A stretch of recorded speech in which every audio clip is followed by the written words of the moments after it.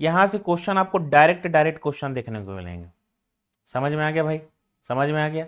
Direct question आपको exam में देखने को मिलेंगे, एक लाइनर वाले क्वेश्चंस रहेंगे। अब आपको कॉन्सेप्ट तगड़ा रहेगा तभी ये सारी चीजें लगेगी। देखिए ये क्वेश्चन थर्मोडायनेमिक्स का दिख रहा है और ये क्वेश्चन प्रॉपर्टी का क्वेश्चन दिख रहा है। सबसे पहले तो हम लोग को ये समझना है, ये क्वेश्चन थर्मल का है और यहां पर क्या है, प्रॉपर्टीज के क्वेश्चन है। तो प्रॉपर्टीज का अगर मैं बात करूं तो प्रॉपर्टी जो होगा वो 3 टाइप के प्रॉपर्टीज होते थे क्या? प्रॉपर्टीज होते हैं 3 टाइप के होते थे क्या भाई? सबसे पहला प्रॉपर्टी है इंटेंसिव, और दूसरा जो टाइप का प्रॉपर्टी होता था उसको हम लोग बोलते थे क्या, एक्सटेंसिव। इसको ध्यान से सुनिए आप। इंटेंसिव प्रॉपर्टी मतलब जो मास और सिस्टम के साइज ये दोनों पे डिपेंड नहीं करता है। इंटेंसिव मतलब जो मास और सिस्टम के साइज दोनों पर डिपेंड नहीं करता है। एक्सटेंसिव मतलब जो मास और साइज सिस्टम के दोनों पे डिपेंड करता है। इसको हम लोग देख लिए। जो सिस्टम के मास और साइज दोनों पे डिपेंड नहीं करता है उसको हम लोग इंटेंसिव प्रॉपर्टी बोलते हैं। जो सिस्टम के मास और साइज दोनों पे डिपेंड करता है उसको हम लोग एक्सटेंसिव प्रॉपर्टी बोलते हैं। अब इसमें आपको ध्यान देखना है। देखिए इसमें आपको ध्यान रखिए। देखिए इंटेंसिव प्रॉपर्टी मतलब विस्कोसिटी पूछ देगा, कौन सा प्रॉपर्टी, डेंसिटी पूछ देगा, प्रेशर, टेम्परेचर। यहां पर क्या क्या बोला हूं, ध्यान सुनिए। इसको मैं पहले वाले टर्म को बोला विस्कोसिटी, इसको लिखिए डायनेमिक विस्कोसिटी। ये दूसरा वाला जो है वो डेंसिटी, ये प्रेशर, ये टेम्परेचर और थर्मल कंडक्टिविटी। ये सारी चीजें क्या है, इंटेंसिव प्रॉपर्टी के अंतर्गत आता है। ये सारी चीजें किसके अंतर्गत आता है, इंटेंसिव प्रॉपर्टी के अंतर्गत आता है। अगर मैं बात करूं भाई एक्सटेंसिव प्रॉपर्टी की तो यहां पर एक्सटेंसिव प्रॉपर्टी कौन कौन सा होगा, मास होगा। एक्सटेंसिव प्रॉपर्टी क्या होगा, मास। अगर ये बोल देगा मास तो मास भी क्या है, एक्सटेंसिव प्रॉपर्टी है। उसके बाद एनर्जी, ठीक है। उसके बाद एनर्जी के बाद वॉल्यूम, एनर्जी के बाद क्या हो जाएगा, वॉल्यूम। ये सारी की सारी चीजें क्या है, आपकी एक्सटेंसिव प्रॉपर्टी के अंतर्गत आता है। उसके बाद देखते हैं एंथैल्पी, उसके बाद एंट्रोपी, एंथैल्पी उसके बाद क्या होता है, entropy. Wait a minute,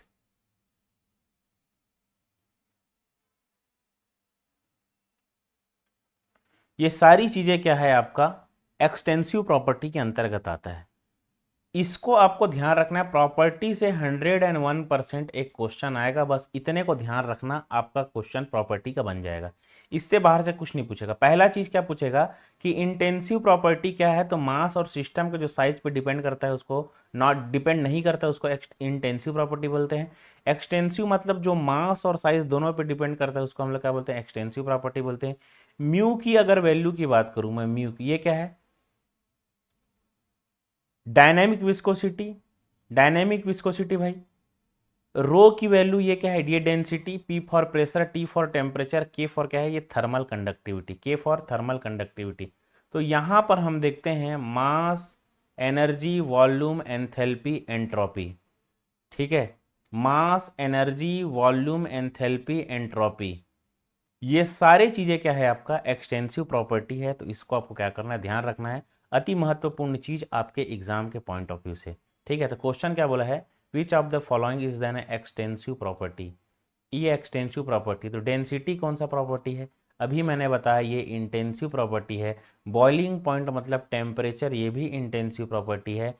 melting point मतलब ये भी टेम्परेचर की बात कर रहे थे, इंटेंसिव प्रॉपर्टी है। तो वॉल्यूम बस एक ऐसा चीज बचा जो हमको क्या दिखता है, एक्सटेंसिव प्रॉपर्टी।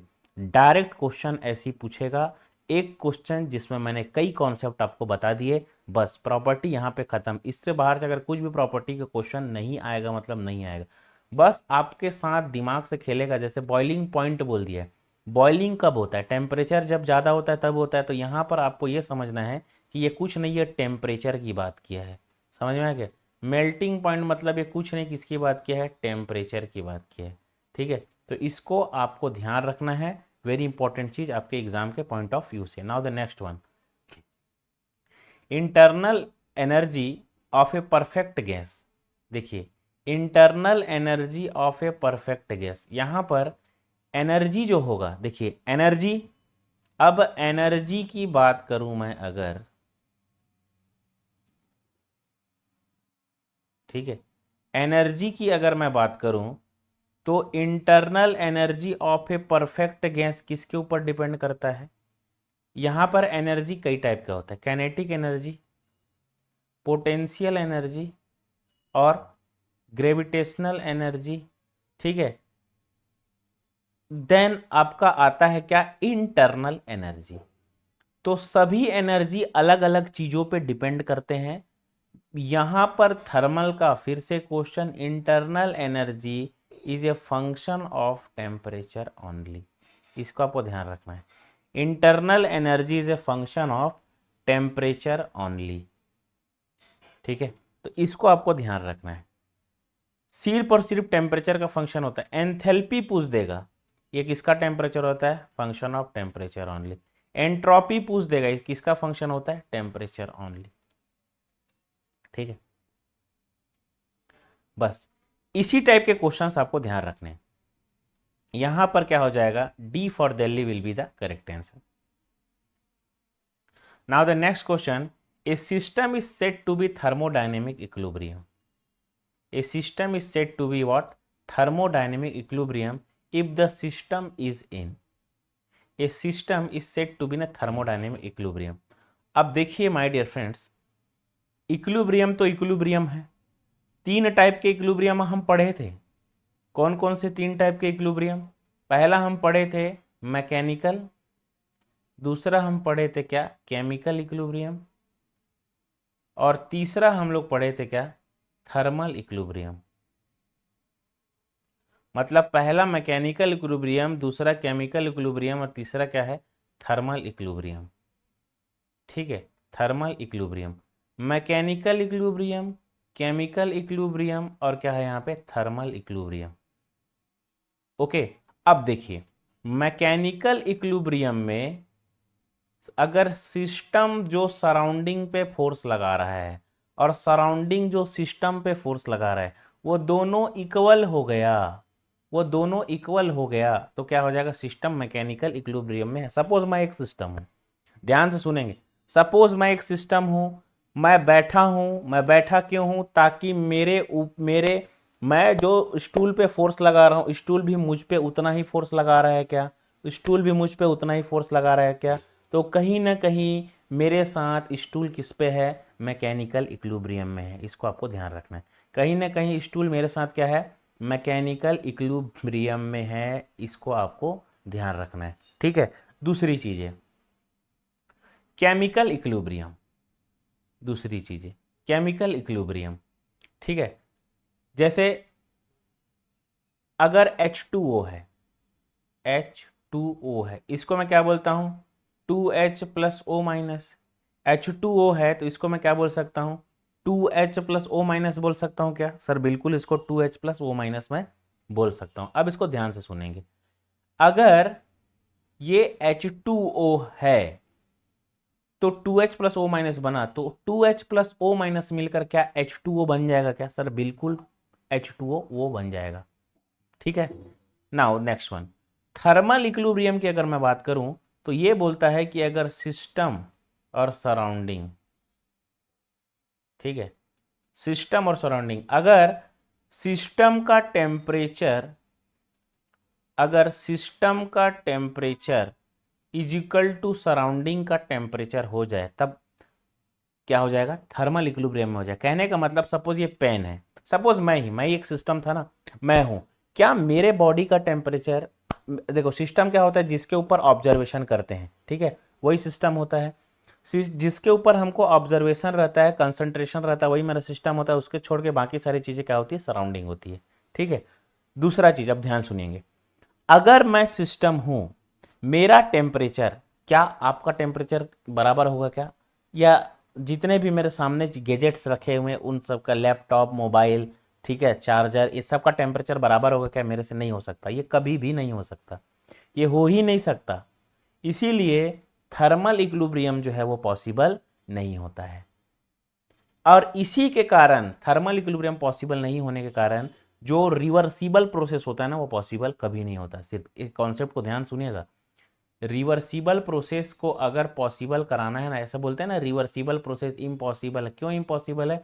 क्योंकि इस दुनिया में मैकेनिकल इक्विलिब्रियम तो पॉसिबल है, केमिकल भी पॉसिबल, लेकिन थर्मल इक्विलिब्रियम ये कभी पॉसिबल नहीं है। अगर यही पॉसिबल हो गया तो सभी इंजन की इफिशियंसी 100% हो जाएगी। इस दुनिया से इरिवर्सिबिलिटी का कॉन्सेप्ट ही खत्म हो जाएगा।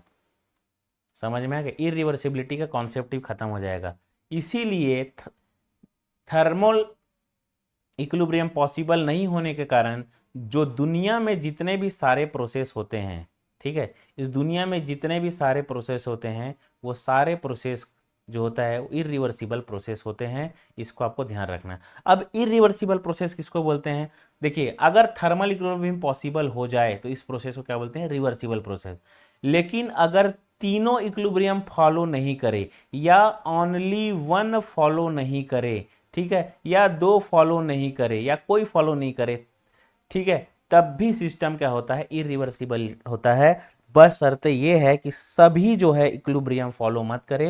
अगर सभी इक्विलिब्रियम को फॉलो कर देगा तो सिस्टम क्या हो जाएगा? आपका इक्विलिब्रियम सिस्टम क्या हो जाएगा? थर्मल इक्विलिब्रियम में चले जाएगा और ये रिवर्सिबल प्रोसेस हो जाएगा। क्या हो जाएगा? रिवर्सिबल प्रोसेस हो जाएगा। इसको आपको ध्यान रखना है। Okay, now next one.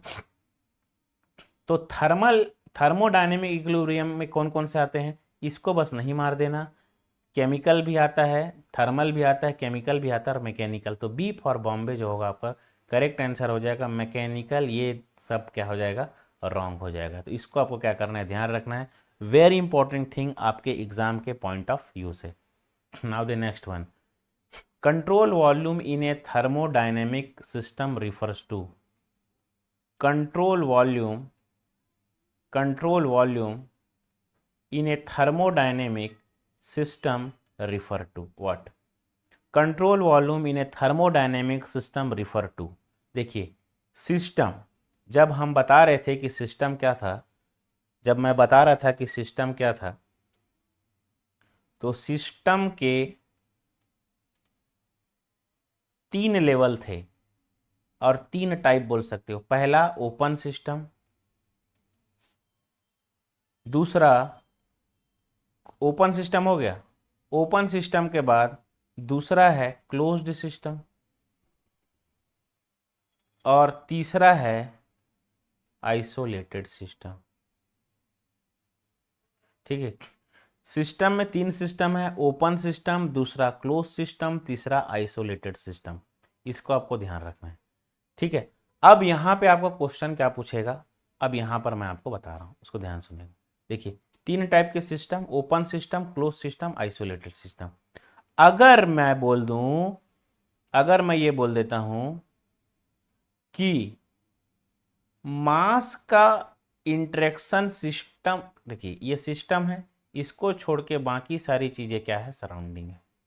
ठीक है, सिस्टम कहने का मतलब क्या होता है? जैसे अगर मैं कंसीडर करता हूं पंप, पानी वाला पंप, पानी वाला पंप को जैसी मैं इलेक्ट्रिसिटी प्रोवाइड करूंगा तो क्या हो जाएगा? रोटेट होने चालू हो जाएगा।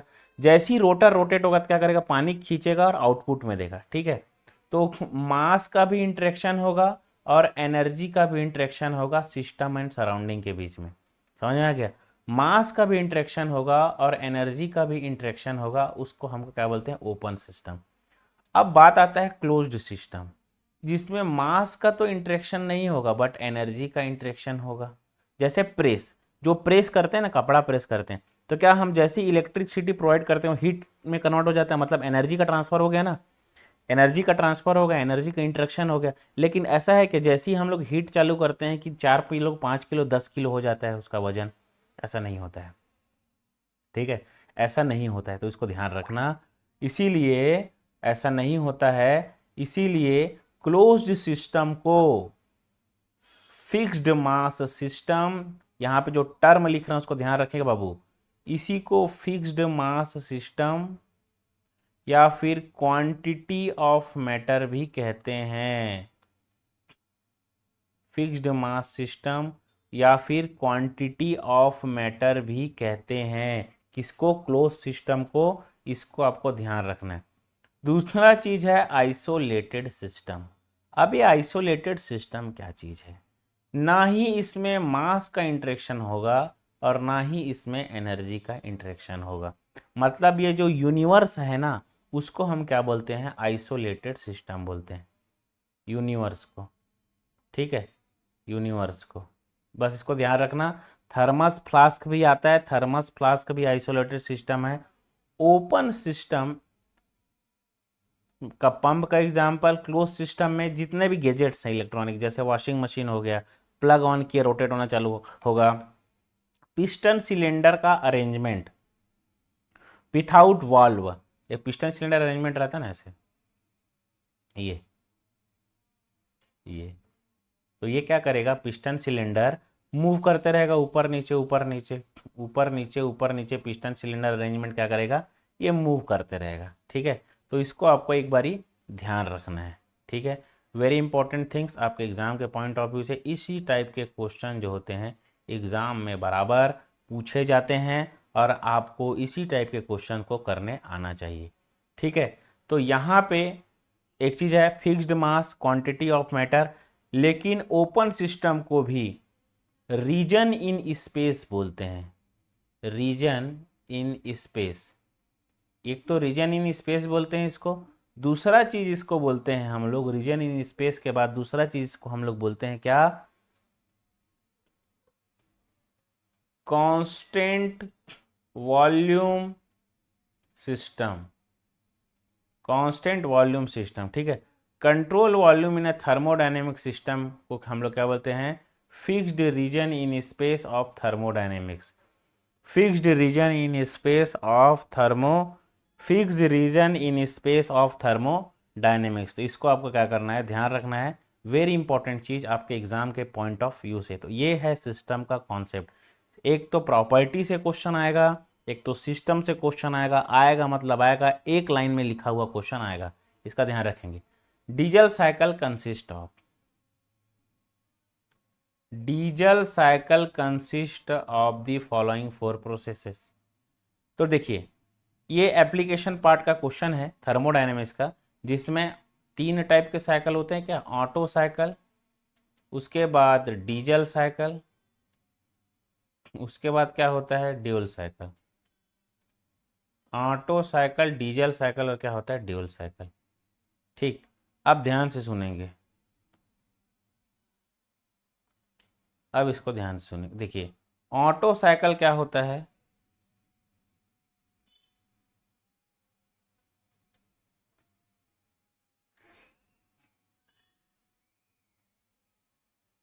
Auto cycle. ठीक है, ऑटो साइकिल की अगर मैं पीवी डायग्राम की मैं बात करूं, ऑटो साइकिल के पीवी डायग्राम की अगर मैं बात करूं तो देखिए, ये ऐसा बनता है। Sorry,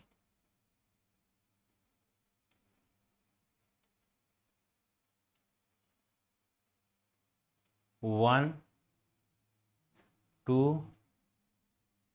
3 and 4। 1 2 3 एंड 4।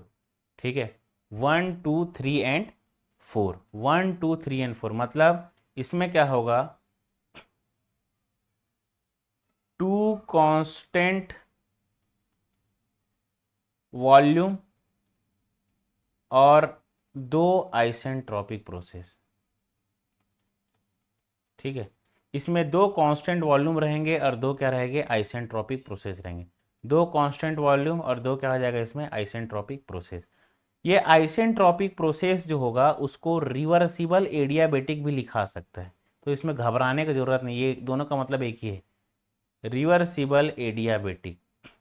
ठीक है, और यहाँ पे जो ये लिखा है कि दूसरा क्या होता है? Constant volume. दूसरा क्या होता है? Constant volume. ठीक है, इसको हम लोग आइसोकोरिक प्रोसेस भी बोलते हैं। इसको क्या बोलते हैं हम लोग? आइसोकोरिक कोरिक प्रोसेस भी बोलते हैं। ठीक है, डीजल साइकिल। अब डीजल साइकिल की अगर मैं बात करूं, इसको ध्यान दीजिएगा, डीजल साइकिल की अगर मैं बात करूं यहां पे, तो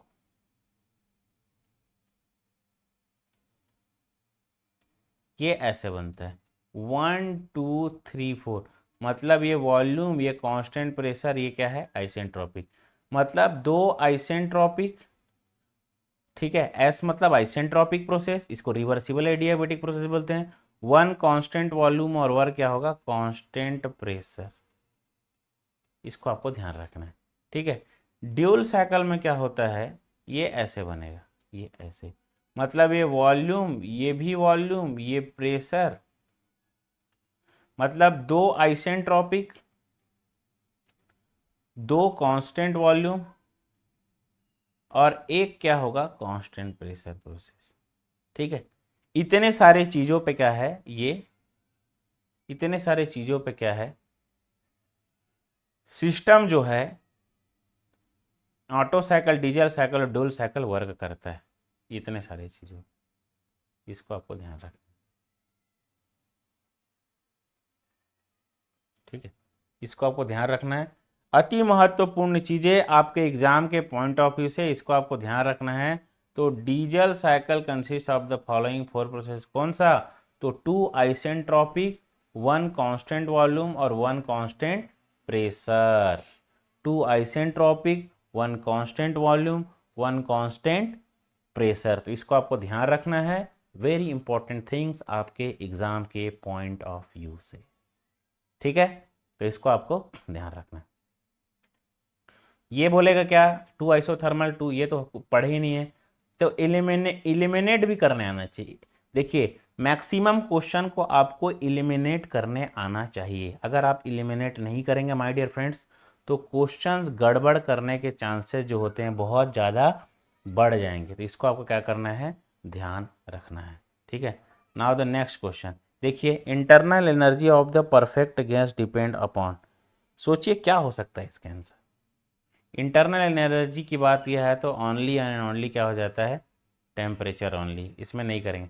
polytropic process if the value of N is equal to 1, बताइए क्या होगा इसका answer.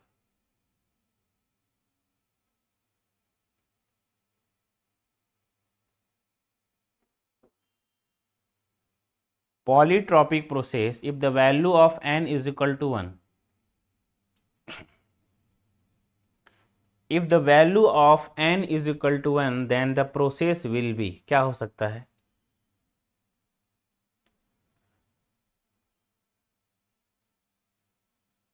In a polytropic process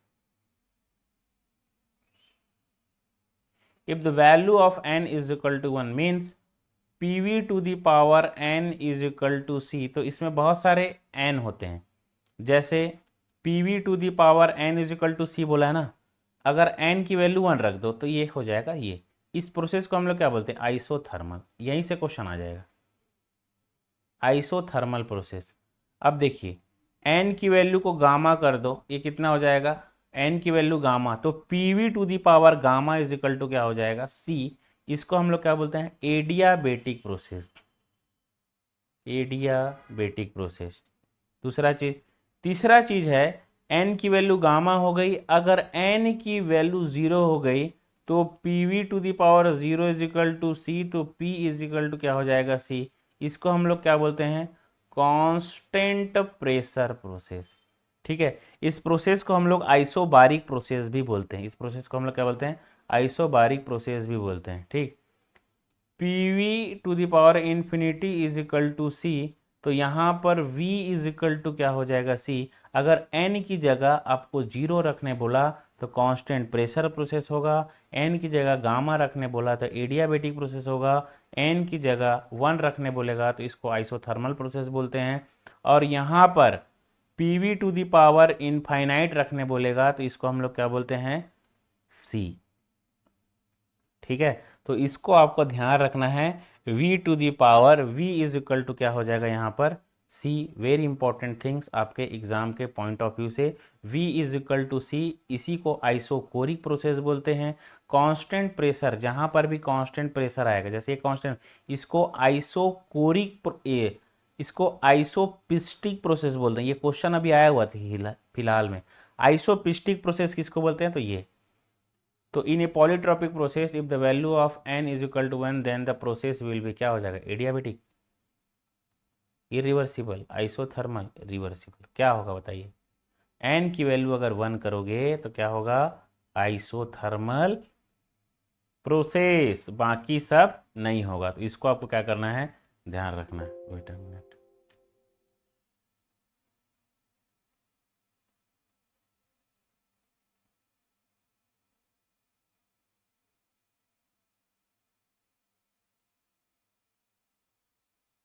okay, technical issues था। नाउ नेक्स्ट वन देखो, which of the following state that the volume of a gas is inversely proportional to the pressure of gas.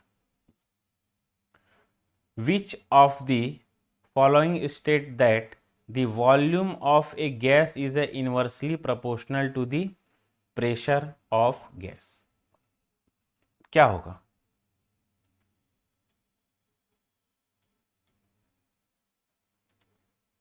Volume जो होगा inversely proportional to pressure, कौन से law में होता है, PV to the power सी, यही है, ठीक है, यही है, यही है।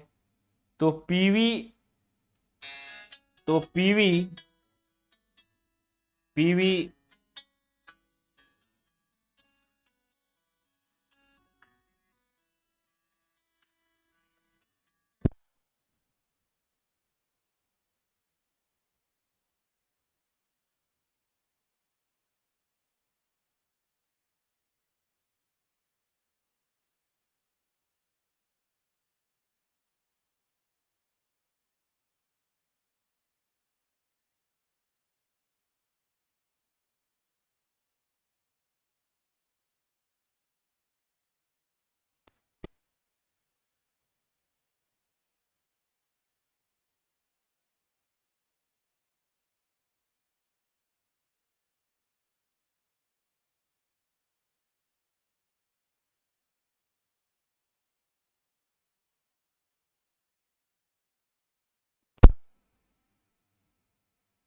ओके, क्या इशू है,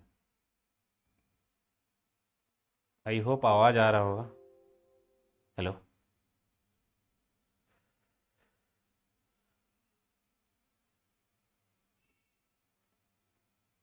हेलो, हेलो, ओके ना, ठीक है, क्लियर है। देखिए, which of the following state that the volume of a gas is inversely proportional to the pressure of gas, मतलब वॉल्यूम क्या हो जाएगा, inversely proportional to the pressure, तो पीवी इज इक्वल टू क्या हो जाएगा, सी। ये कौन सा लॉ है, ये है आपका बॉयल्स लॉ। ये क्या, कौन सा लॉ है आपका, ये बॉयल्स लॉ है, इसको ध्यान रखना, ठीक है। उसके बाद एक आता है क्या, चार्ल्स लॉ, बॉयल्स लॉ, ये आंसर है। गेल्यूसेक लॉ में pressure is a directly proportional to temperature होता है, इसको ध्यान रखना। चार्ल्स लॉ में volume is a directly proportional to pressure होता है, इसको आपको ध्यान रखना है।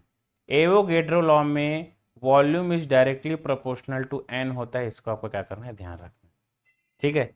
तो ये है वेरी इंपॉर्टेंट थिंग्स, इसको आपको ध्यान रखना है। यहाँ से कहीं से भी क्वेश्चन आपको पूछ सकता है, यहाँ से कहीं से भी आपको क्वेश्चन जो होता है वो पूछ सकता है। नाउ द नेक्स्ट क्वेश्चन, कौन सिस्टम का प्रॉपर्टी नहीं है, कौन सिस्टम की प्रॉपर्टी नहीं है, तो स्पेसिफिक वॉल्यूम तो प्रॉपर्टी है, टेम्परेचर प्रॉपर्टी है, प्रेशर प्रॉपर्टी है, तो ये हीट जो है यही सिस्टम की प्रॉपर्टी नहीं है। तो जब मैं सिस्टम की प्रॉपर्टी आपको बता रहा था, तो याद रखिए मैंने आपको ये क्वेश्चंस आपको बोला था कि भैया ये क्वेश्चन आएगा, मतलब आएगा, ये आएगा ही आएगा, ऐसे ही कर आपको पजल्ड करेगा।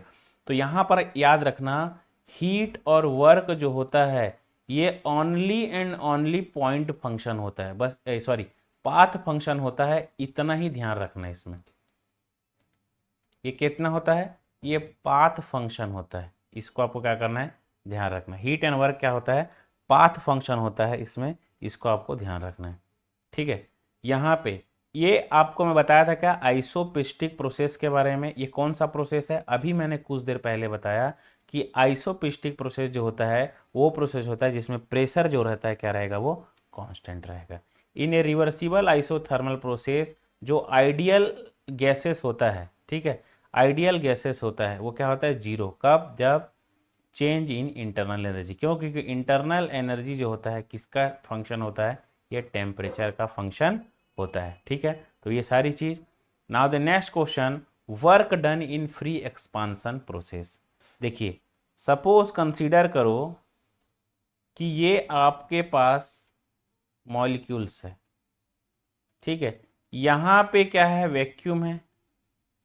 अगर यहां से चीजों को हम रप्चर कर देते हैं तो क्या हो जाएगा, मॉलिक्यूल्स यहां पर फ्लो होना चालू हो जाएगा और कोई भी अपोज नहीं होगा, किसी भी चीज को ये अपोज नहीं करेगा, ठीक है। तो जब अपोज ही नहीं करेगा मॉलिक्यूल्स वैक्यूम में तो वर्क डन क्या हो जाएगा, zero.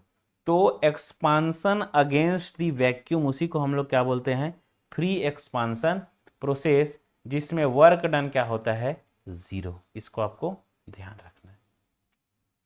Next question, which of the following is the extensive. देखो मैं क्या बोला था, इंटेंसिव एक्सटेंसिव। तो एक्सटेंसिव प्रॉपर्टी कौन सा है, डेंसिटी नहीं है, टेम्परेचर नहीं है, प्रेशर नहीं है, कौन सा है, वॉल्यूम इज द क्या है आपका density property. Heat and work are, heat and work क्या है आपका, इंटेंसिव एक्सटेंसिव। मैं आपको पहले ही बता चुका था हीट एंड वर्क क्या है, पाथ फंक्शन है। हीट एंड वर्क क्या है, पाथ फंक्शन, इसको आपको ध्यान रखना। In a pressure temperature graph the case representing coexistence of solid and liquid. देखिए सॉलिड एंड लिक्विड जहां पर करते हैं को एग्जिस्ट, उसको हम लोग बोलते हैं फ्यूजन कर्व। फ्यूजन कर्व, इसको आपको ध्यान रखना है भैया, फ्यूजन कर्व बोलते हैं, ठीक है। सब्लिमेशन कर्व क्या होता है, वेपोराइजेशन, मतलब सबसे पहले यहां देखिए वेपर, लिक्विड का वेपर में कन्वर्ट होना वेपोराइजेशन, सॉलिड का सीधा वेपर में कन्वर्ट हो जाना है सब्लिमेशन, फ्यूजन मतलब मेल्ट होना, समझ में आ गया, सॉलिड का लिक्विड में कन्वर्ट होना को ही ये बोलते हैं। और ये होता है ट्रिपल पॉइंट, वो प्रेशर एंड टेम्परेचर जहां पर लिक्विड, वेपर एंड सॉलिड ये तीनों एक ही फेज में, वो प्रेशर एंड टेम्परेचर जहां पर लिक्विड, वेपर और सॉलिड वहां पर क्या रहेंगे, स्टेबल कंडीशन में रहेंगे, ठीक है, इक्विलिब्रियम कंडीशन में रहेंगे वहां पर तीनों। वो प्रेशर टेम्परेचर मतलब ऐसा समझ सकते हो कि लिक्विड, प्रेशर और वॉल्यूम ये ऐसा प्रेशर एंड टेम्परेचर है, ठीक है, उस पॉइंट पे, ऐसा पॉइंट जहां पर लिक्विड, वेपर और सॉलिड जो है वो इस प्रेशर और टेम्परेचर पे क्या रहते हैं, एक पॉइंट पे रहते हैं, ठीक है। अगर इसका डायग्राम बनाना है तो देख लीजिए, ये ऐसा बनता है, ये ऐसा, ये है आपका ट्रिपल पॉइंट, यही है, ये प्रेशर टेम्परेचर होगा कुछ, ये वो प्रेशर टेम्परेचर जहां पर, देखिए ये है आपका फ्यूजन कर्व, इसी को बोलते हैं फ्यूजन कर्व, ये वेपराइजेशन कर्व, ये सब्लिमेशन कर्व, तीनों कर्व एक जगह पे मिल रहे हैं ना, इसीलिए इसको क्या बोलते हैं, ट्रिपल पॉइंट कहते हैं, ठीक है। Joule kelvin expansion throttling process, ठीक है, जूल, ये हमेशा याद रखना, ये कौन सा प्रोसेस होता है, ये इरिवर्सिबल प्रोसेस होगा, ये रिवर्सिबल प्रोसेस नहीं होगा, क्या हो जाएगा, ये इरिवर्सिबल प्रोसेस होगा। थ्रोटलिंग प्रोसेस में क्या होता है, यहाँ पे दो तीन चीज बता रहा हूं, इसमें एंथैल्पी कांस्टेंट रहेगा, दूसरा चीज सडनली प्रेशर ड्रॉप होगा, सडनली क्या होगा, प्रेशर ड्रॉप होगा, इसको आपको ध्यान रखना है। थ्रोटलिंग प्रोसेस, एक्सपांसन वाल्व में ये थ्रोटलिंग प्रोसेस होता है जो आपके फ्रिज मतलब रेफ्रिजरेटर एंड एयर कंडीशनिंग में यूज होता है, ठीक है। तो आज के क्लास के लिए हम इतना ही करेंगे, एक एक लाइन के क्वेश्चंस, ऐसी क्वेश्चंस आपके साथ लेकर आएंगे, बस सीरीज देखिए, आप देखेंगे क्वेश्चन एग्जाम में आपका पूरे के पूरे लग जाएगा। तो आज की क्लास के लिए इतना ही, thank you very much, wish you all the very best.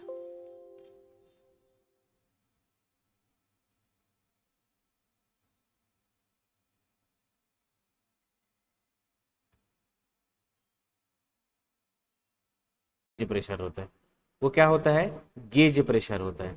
अब गेज प्रेशर में अगर मैं बोलूं कि मुझे एब्सोल्यूट प्रेशर चाहिए, तो ये गेज प्रेशर की वैल्यू पॉजिटिव भी हो सकती है और निगेटिव भी हो सकती है।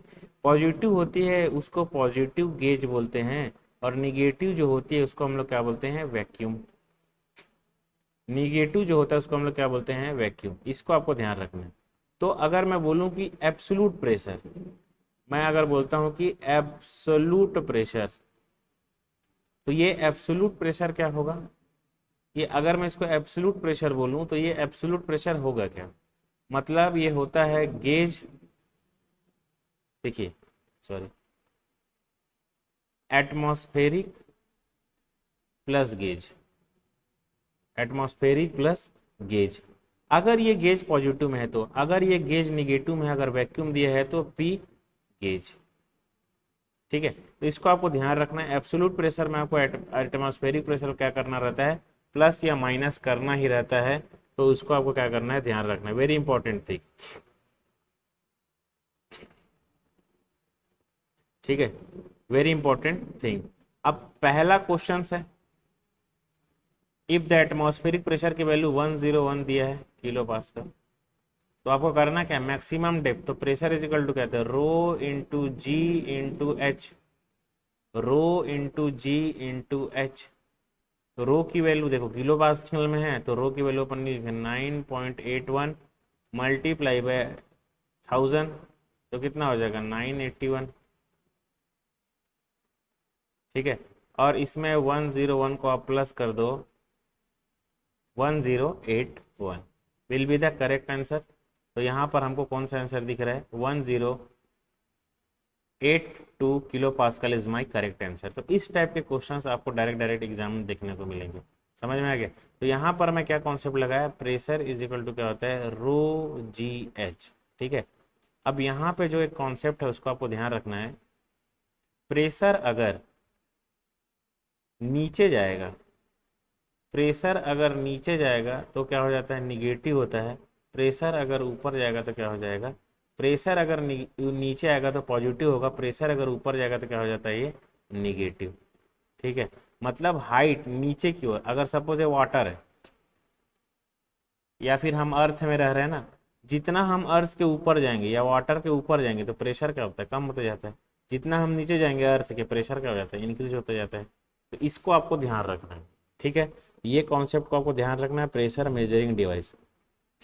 सारा का सारा मसला होता है हेड का, सारा का सारा मसला क्या होता है, हेड का। सपोज यहाँ पे एक चीज़ देखिए, और अगर प्रेशर मेजरिंग डिवाइस है,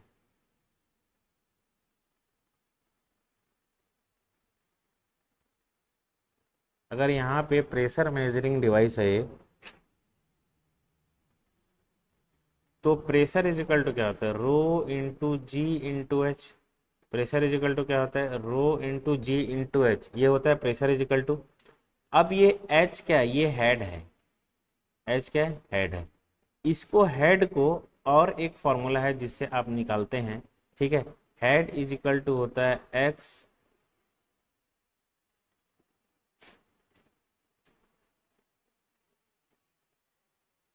ये क्या मैंने बताया कि अगर कोई फ्लोइंग फ्लूड है, समझ में आ गया, आपको हेड निकालना है, कोई फ्लूड फ्लो हो रहा है, ठीक, और जो फ्लोइंग फ्लूड है उसकी जो डेंसिटी है, उसके बाद यहाँ पर आप क्या ले लेते हैं, मरकरी ले लेते हैं, तो ये हेड आप यहाँ से भी जान सकते हैं इसका कितना है। प्रेशर डिफरेंस होगा मरकरी के कारण, तो ये जो हाइट आएगा आपका, ये जो हाइट आएगा, ये जो हाइट है इसी की वैल्यू एक्स होती है, ये जो हाइट है इसकी वैल्यू एक्स। तो ये मरकरी भी हो सकता है, ये कुछ भी हो सकता है, वाटर भी हो सकता है, ऑयल भी हो सकता है। समझ में आ गया। बशर्ते ध्यान रखना है कि इसकी वैल्यू माइनस में नहीं आना चाहिए, एच की वैल्यू। अगर ये ऊपर में, ऊपर का जो फ्लूड है क्या रहता है, फ्लोइंग फ्लूड रहता है, फ्लोइंग फ्लूड, और ये जो नीचे में है ये मैनोमेट्रिक फ्लूड रहता है, ये मैनोमेट्रिक फ्लूड। अभी एस जी लिखा हूं मतलब, ये एस जी लिखा हूं मतलब क्या, ये एस जी लिखा हूं मतलब स्पेसिफिक ग्रेविटी, स्पेसिफिक ग्रेविटी, इसको आपको ध्यान रखना है। एस जी अगर लिखा हूं तो इसको हम लोग क्या बोलते हैं, specific gravity. Very important things आपके एग्जाम के पॉइंट ऑफ व्यू से, ठीक है, वेरी इंपॉर्टेंट थिंग्स आपके एग्जाम के पॉइंट ऑफ व्यू से, ये सारी चीजें इसमें आती, ये सारी चीजें इसमें आती, ठीक है, ये सारी चीजें इसमें आती। तो ये सारी चीजें हो गई, तो ये दोनों फॉर्मूले को आपको ध्यान रखना है, इसको, ये दोनों को आपको क्या करना है, ध्यान रखना है, very important. Now question number 2, the intensity of pressure at any,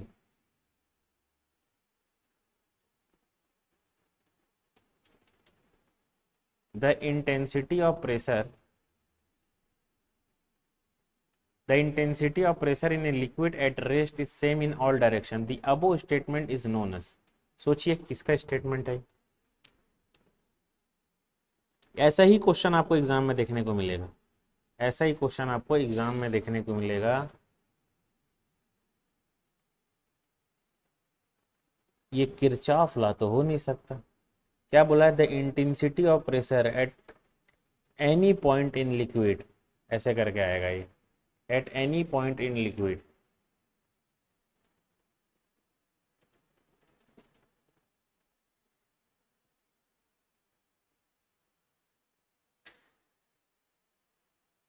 देखिए ये इंटेंसिटी, ये वाटर है, इसके किसी भी पॉइंट पे यहाँ पर सभी डायरेक्शन में प्रेशर क्या रहेगा, समान रहेगा, सभी डायरेक्शन में प्रेशर क्या रहेगा, समान रहेगा। इसी को हम लोग क्या बोलते हैं, पास्कल्स लॉ, पास्कल्स लॉ। ठीक है, the intensity of pressure at any in liquid at rest same in all direction, the above statement is known as what, इसको हम लोग क्या बोलते हैं, Pascal's law. Very important thing, इसको आपको क्या करना, ध्यान रखना। An oil of the specific gravity 0.9 is contained in a vessel at a point, the height of oil is a 40 mm, find the corresponding height of water at that point। very important things आपके exam के point of. अब ध्यान सुनना, pressure is equal to क्या होता है, रो जी H, और P by rho जी करेंगे तो क्या हो जाएगा, एच। ये एच, इसी एच को हमको निकालना है। अब क्या बोल, देखिए एन ऑयल स्पेसिफिक ग्रेविटी बोल रहा है 0.9, इस 0.9 is contained in a vessel at a point of height of oil is a 40 metre. Oil का हाइट कितना दे दिया है यहाँ पे हमको, 40 मीटर। ठीक है, find the corresponding height of water at the point. तो देखिए P by rho ji H. ठीक, अब यहाँ पे हमको क्या बोल दिया, स्पेसिफिक ग्रेविटी ऑफ किसका बोल दिया है, ऑयल का, तो 0.9 होता है। और similarly specific gravity of water कितना होता है, 1। वाटर क्या होता है, 1, क्यों, क्योंकि specific gravity is equal to क्या होता है, density of fluid divided by density of water, यही होता है। ठीक है, density of fluid divided by density of water. ठीक है, तो इसको आपको ध्यान रखना है। यहाँ पे specific gravity is equal to क्या हो जाएगा, 0.9। तो अब इसको सॉल्व कीजिए, P by rho g is equal to H1। ये किसी को भी आप ऑयल ले सकते हो और किसी को भी क्या ले सकते हो, आप वाटर ले सकते हो। तो यहाँ पे प्रेशर टू प्रेशर क्या हो जाएगा, प्रेशर टू प्रेशर को अपन काट देते हैं, तो इसकी रो की वैल्यू कितनी है, जी से जी की वैल्यू काट देते हैं, तो H1 by H2 is equal to क्या हो जाएगा, रो टू बाई रो वन। और रो टी की जो वैल्यू होगी वो क्या हो जाएगी, रो टू की वैल्यू क्या हो जाएगी, वाटर है ना, 1000 कर लो। ठीक है, specific gravity is equal to ये कितना हो जाएगा, 900। यहाँ से अब ये H1 डिवाइडेड बाय क्या हो जाएगा, H2। H2 की वैल्यू हमको फाइंड आउट करनी है, तो ये कितना हो जाएगा, 9 divided by 14 divided by 10, 36 metre. Question 3 का बी विल भी क्या हो जाएगा, 36। ठीक है, तो इस टाइप के क्वेश्चंस आपको देखने को मिलेंगे। ठीक है, अब ये क्वेश्चंस आपको दे दिया P बाई रोजी वाला। ठीक है, ये समझ में आ गया, P बाई रोजी। अब इस P बाई रोजी में कभी कभी क्या देगा आपको, प्रेशर को ही फाइंड आउट करने बोल देगा, रो को ही फाइंड आउट करने बोलेगा, एच को भी, तो किसी को भी फाइंड आउट करने बोल सकता है। तो आपको करना कुछ नहीं है,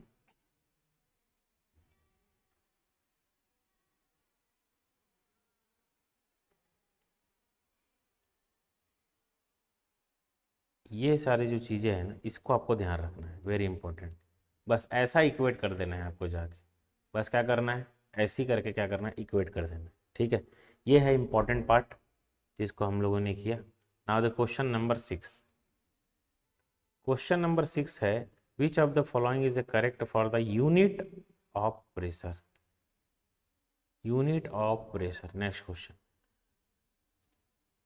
यूनिट ऑफ प्रेशर क्या होता है? देखिए, बार होता है क्या, 1 bar is equal to 10⁵ newton per metre का square.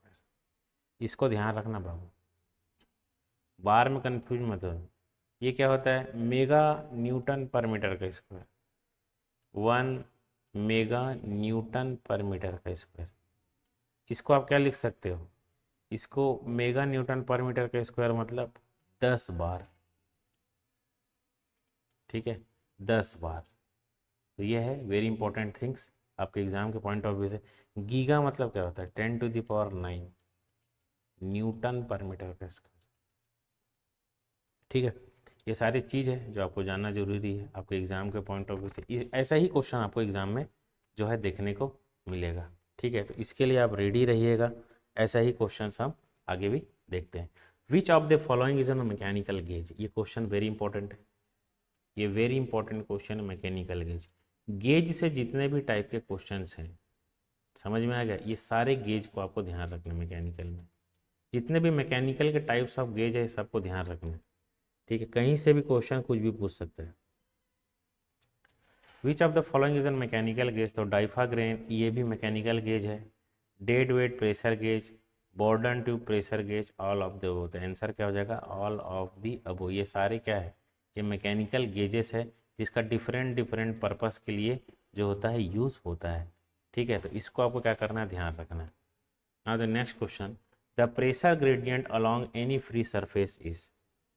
Pressure gradient along any free surface is.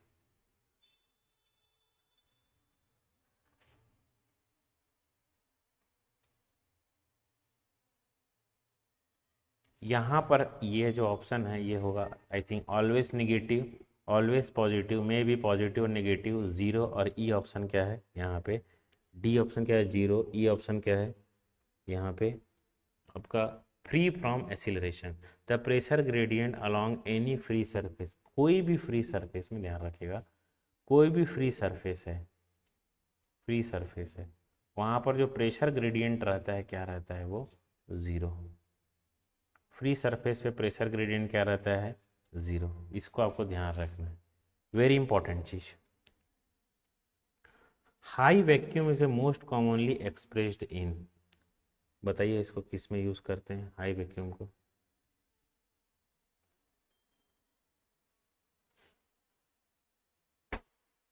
High vacuum is a most commonly used in turn pressure.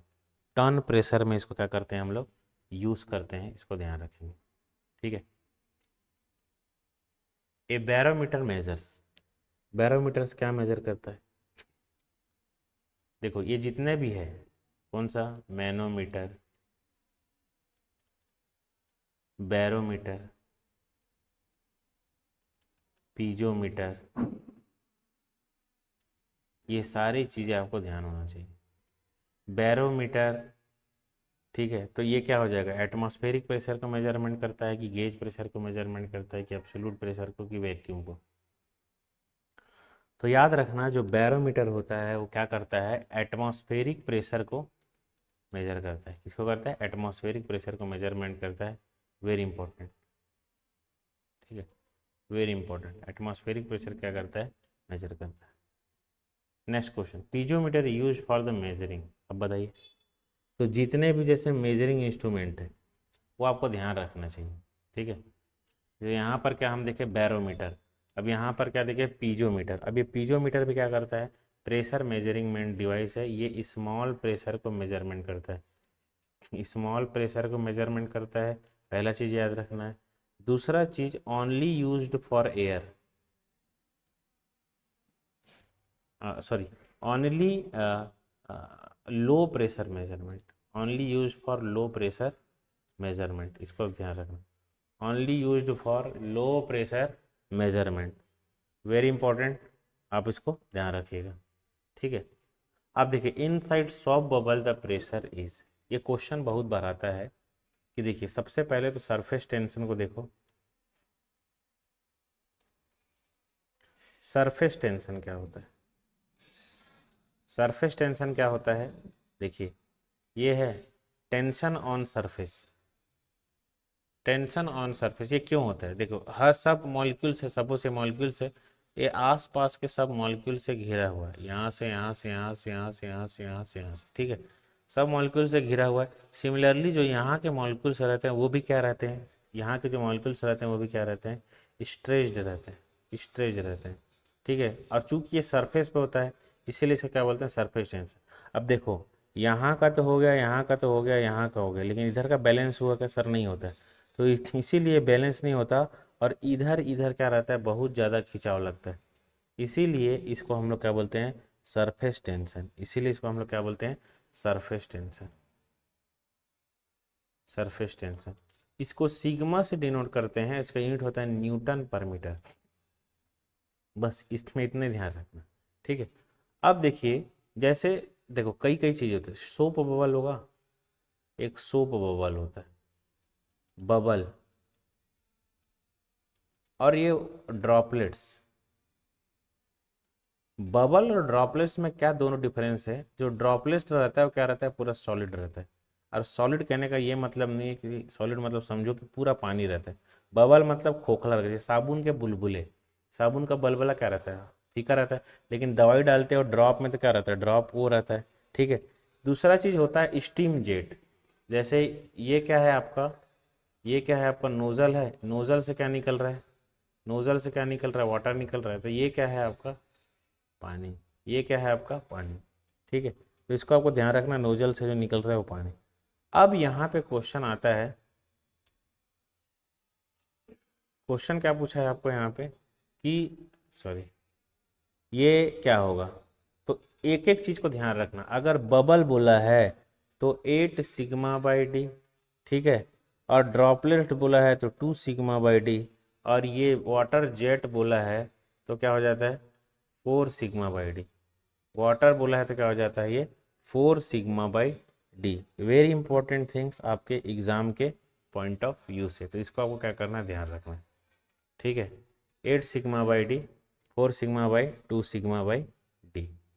तो अब देख लीजिए क्या पूछा है क्वेश्चन में, पीजोमीटर यूज्ड फॉर मेजरिंग, तो ये हो गया है इनसाइड सोप बबल। तो जैसी सोप बबल आ गया तो आपको क्या ध्यान रखना है, 8 सिग्मा बाई डी, ठीक है। तो क्या हो जाएगा, 8 सिग्मा बाई डी, इसको आपको ध्यान रखना है। Wait a minute, 8 sigma by D, okay no issue, 8 sigma by D, ठीक है। अब इसको हम आगे देखते हैं, ए हो गया 8 सिग्मा बाई डी। तो ये सारी चीज़ों को आपको याद रखना है, ओके। मतलब यहाँ पे अगर ये बोलेगा तो 4 सिग्मा बाई डी ये किसके लिए है, तो वाटर जेट के लिए है, वाटर जेट के लिए है। 2 सिग्मा बाई डी बोलेगा तो किसके लिए है, ये बबल के लिए है। और सॉरी ये किसके लिए है, वाटर ड्रॉपलेट्स के लिए, वाटर ड्रॉपलेट्स के लिए, वाटर ड्रॉपलेट्स के लिए। 8 सिग्मा बाई डी बोलेगा तो किसके लिए है, ये बबल्स के लिए, ये किसके लिए है, ये बबल्स के लिए, ठीक है। तो ये इसको आपको क्या करना है, ध्यान रखना है। अति महत्वपूर्ण क्वेश्चंस आपके एग्जाम के पॉइंट ऑफ व्यू से, तो यहाँ से क्वेश्चंस आपको एग्जाम में बराबर जो है देखने को मिलेंगे, तो इसको आपको ध्यान रखना है। Now the next thing, in order to increase the sensitivity of U tube. कभी भी सेंसिटिविटी का अगर क्वेश्चन आ गया, इसका सेंसिटिविटी का अगर क्वेश्चन आ गया तो आपका आंसर रहना चाहिए 1/sin थीटा, ठीक है। आंसर क्या रहना चाहिए, 1/sin थीटा। इसको आपको क्या करना है, ध्यान रखना। अब question number 19, very important question, question number 19 very important question. McLeod gauge are used for measuring, क्या मेजरमेंट करने के लिए मैक्लॉयड गेज का यूज होता है? तो इसमें याद रखना, वैक्यूम को मेजरमेंट करने के लिए इस गेज का यूज होता है। वैक्यूम मेजरमेंट करने के लिए क्या होता है, इसका यूज होता है, ठीक है। आरपीएम के लिए नहीं होता, सरफेस रफनेस के लिए नहीं होता, वेलोसिटी के लिए नहीं होता, किसके लिए होता है आपका, वैक्यूम के लिए इसका यूज़ होता है। तो इसको आपको ध्यान रखना है, वेरी इंपॉर्टेंट थिंग्स आपके एग्जाम के पॉइंट ऑफ व्यू से, ठीक है। क्वेश्चन नंबर 20, ये क्या बोलता है, the depth of a fluid is measure in a vertically Z direction, ठीक है। सपोज ये x है, ठीक है, और ये y है, तो z किसको ले रहा है, ये वाला z बोल रहा है, ये z, ठीक है, इसको z ले रहा है। तो यहाँ पे perpendicular the static pressure variation in the fluid is given by the symbol. तो इसको याद रखना, ये क्या होता है, del P by del Z minus, question number 20 क्या हो जाएगा, minus rho into g. The depth of the fluid measure in the vertical Z direction, x and y are the other two direction are mutually perpendicular. The static pressure varies in the fluid. वो क्या हो जाएगा, static pressure varies in the fluid will be del P by del Z minus rho g, ठीक है। Del P by del Z minus rho g will be the correct answer. इसको आपको ध्यान रखना है, वेरी इंपॉर्टेंट थिंग्स, ठीक है। Next, the atmospheric pressure at sea level is, question number 21, the atmospheric pressure at sea level will be, क्या होगा। देखो सी लेवल पे एटमॉस्फेरिक प्रेशर, ऐसी क्वेश्चन उठा के देगा आपको आरआरबी जी दैट, अब ये भी सब, तो क्या हो जाएगा, सब सही है, ठीक है। एटमॉस्फेरिक प्रेशर जो होता है मीन सी लेवल से,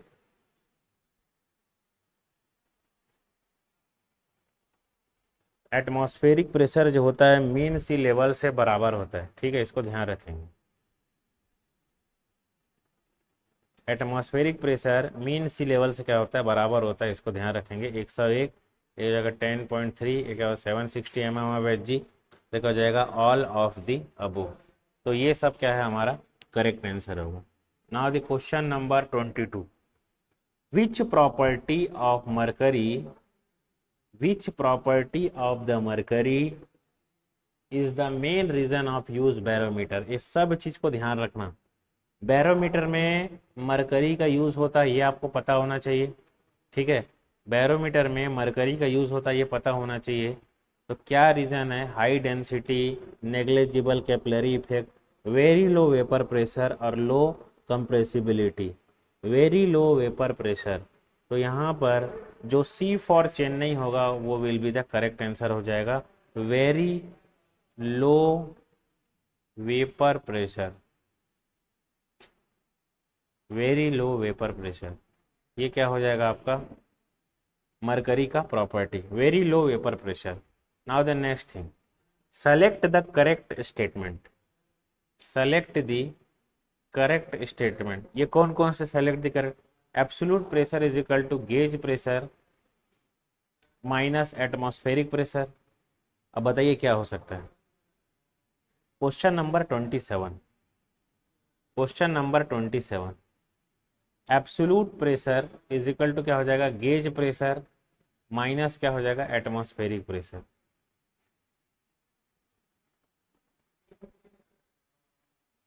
तो इसको क्या होगा, मैं आपको चीज़ें बताया था, याद है क्या, absolute pressure gauge pressure minus, ये तो गलत हो जाएगा। मैं आपको क्या बताया था कि अगर एब्सोल्यूट प्रेशर पूछा है तो क्या हो जाएगा, एटमॉस्फेरिक प्रेशर प्लस क्या हो जाता है, गेज प्रेशर, या तो प्लस गेज प्रेशर होगा या फिर एटमॉस्फेरिक प्रेशर माइनस क्या हो जाता है, वैक्यूम, क्या हो जाता है, वैक्यूम। यही दो चीज़ों को आपको ध्यान रखना है, ठीक है। तो select the correct statement, absolute pressure is equal to क्या आता है, gauge pressure minus atmospheric, gauge pressure is equal to absolute pressure minus atmospheric pressure. क्या होगा आंसर, सोचिए, gauge pressure is equal to absolute pressure minus atmospheric pressure. तो B for Bombay will be the correct answer, ठीक है। तो इसको आपको ध्यान रखना, इसी टाइप के क्वेश्चन जो होते हैं आपको एग्जाम में देखने को मिलते हैं, ठीक है। Question number 2, piezometer is used to measure, piezometer is used to, piezometer is used to measure, क्या चीज़ मेजर करने के लिए पीजोमीटर का यूज़ होता है? तो इसको आपको ध्यान रखना है। पीजोमीटर का यूज जो होता है ये वेरी लो प्रेशर मेजरमेंट के लिए यूज होता है, ये मैंने आपको बताया है। पीजोमीटर जो होता है ये गेज प्रेशर मेजरमेंट करता है, इसको एक आपको ध्यान रखना है, ये क्वेश्चन आ सकता है। और पीजोमीटर जो होता है very low, very important question, इसको आपको ध्यान रखना है। एक ऐसे डंडी डंडी रहता है इसमें, ठीक है, इसको आपको क्या करना है, ध्यान रखना है। Question number 3, question number 3, 1 ton pressure is equivalent to what? तो 1 ton pressure is equal to क्या हो जाएगा यहाँ पे, 1 mm of mercury, 1 mm of mercury, ठीक है। तो इसको आपको ध्यान रखना है, 1 mm of mercury. Question number 5, question number 5, ठीक है। अब देखिए, ratio of pressure between 2 points A and B locked respectively eight depth 0 point and 2 below constant level in water. Ratio of pressure, देखिए ऐसा कोई पाइप होगा, इसका यहाँ से यहाँ तक का हाइट 0.5 बोल दिया है और यहाँ से यहाँ तक का हाइट 2 बोल दिया है। सपोज ये पाइप है, बर्नौली लगा दो ना यार, P by rho g plus V square by 2g plus Z1, ठीक है, Z1। तो अब जो जो नहीं दिया है इज इक्वल टू हेड, यही होता है डेप्थ। तो द रेशियो ऑफ प्रेशर, एक तो ये नियम हो सकता है, या फिर प्रेशर इज इक्वल टू क्या होता है, रो जी एच, सेम वही है और कुछ नहीं। प्रेशर P1 बाई P2, तो P1 पे locate A by B, 2 points A and B located respectively depth 0 point, तो इसके लिए डेप्थ कितना बोल दिया 0.5 और इसके लिए डेप्थ कितना बोल दिया है 2, ये कितना हो जाएगा 1/2 डिवाइडेड बाई 2, तो PA by PB is equal to क्या हो जाएगा 1/4, ठीक है। तो C for Chennai will be क्या हो जाएगा, मेरा करेक्ट आंसर हो जाएगा। इसको आपको ध्यान रखना है, C फॉर चेन्नई क्या हो जाएगा, correct answer. Question number 6, barometer is used to measure. Barometer क्या यूज करने के लिए, मेजर यूज करने के लिए होता है? तो इसको आपको ध्यान रखना है, जो बैरोमीटर होता है वो एटमॉस्फेरिक प्रेशर को मेजरमेंट करने के लिए होता है, ठीक है, सी, ठीक, इसको आपको ध्यान रखना। A micromanometer is inclined, question number, a micromanometer with the inclined tube is called as, क्या हो जाएगा, सेंसिटिव मैनोमीटर। माइक्रोमैनोमीटर क्या हो जाता है, ये सेंसिटिव मैनोमीटर होता है। माइक्रोमीटर क्या होता है, सेंसिटिव मैनोमीटर होता है। इसको आपको ध्यान रखना है। क्वेश्चन नंबर 8, क्वेश्चन नंबर 9 याद रखना है, ये manometer is used to measure, क्या मेजरमेंट करने के लिए मैनोमीटर का यूज करते हैं हम लोग? तो याद रखेंगे इसको, जो मैनोमीटर होता है उसमें हम लोग प्रेशर को मेजरमेंट करते हैं। डिस्चार्ज को 3 चीज से मेजरमेंट करते हैं, ये आपको पता है, कौन सा, वेंचुरी मीटर, याद रखिएगा, venturi metre, orifice metre, venturi metre, orifice metre, इसको ध्यान रखना, ठीक है। इसके बाद रोटामीटर भी होता है, ये किसके लिए होता है, डिस्चार्ज, ठीक है, इसको आपको ध्यान रखना। ए piezometer, a piezometer cannot be used for the pressure measurement in pipe when what? तो क्या हो जाएगा, प्रेशर डिफरेंस, ये तो होगा नहीं, ये भी नहीं होगा। Fluid in pipe is gas, तो मैं याद रखना, मैं बताया था कि ये किसके लिए होता है, ओनली फॉर वाटर के लिए यूज होता है, ओनली फॉर वाटर, या फ्लूइड के लिए यूज होता है, ओनली फॉर वाटर के लिए, लिक्विड वाटर के लिए। गैस का यूज इसमें हम लोग नहीं कर पाते, ठीक है, गैस का यूज हम लोग नहीं कर पाते, इसको आपको ध्यान रखना है, ठीक है। The difference of the absolute pressure and local atmospheric pressure is known as, question number 12, क्या होगा भैया, ये कई बार बोल चुका हूँ, कई बार आ चुका है एग्जाम में, ठीक है, इसको आपको ध्यान रखना। ये क्या हो जाएगा, गेज प्रेशर होगा, इसको हम लोग क्या बोलते हैं, gauge. C for Chennai will be the correct answer. Question number 12, इसको आपको ध्यान रखना है। Question number 13, differential manometer is used, differential manometer कहाँ यूज होता है? तो pressure in pipes, atmospheric pressure value, difference of pressure between 2 points. ठीक है, तो इसको याद रखना, डिफरेंशियल मैनोमीटर है, क्या करता है, 2 पॉइंट के बीच में प्रेशर का डिफरेंस बताता है ये मैनोमीटर, ऐसा, इसको आपको ध्यान रखना। Sudden fall in the barometer reading is, ये क्या होता है? सडन फॉल बैरोमीटर रीडिंग मतलब समझ जाओ भैया स्टॉर्म आ चुका है। ठीक है, very important things. Now the next one, in isothermal atmosphere the pressure, question number 15, ये क्या हो जाएगा? C for Chennai will be the correct answer, varies in the same way as question number C. तो decrease, remain constant, ये सब नहीं होगा, क्या हो जाएगा? Varies in the same way as the density. ठीक है, तो आज की क्लास तो इतना ही करते हैं। Thank you very much, I hope आप लोगों ने एंजॉय किया होगा। नेक्स्ट देखते हैं, इसी टाइप के क्वेश्चंस आपके एग्जाम में आएंगे जो एग्जाम के लिए बेहद महत्वपूर्ण होंगे।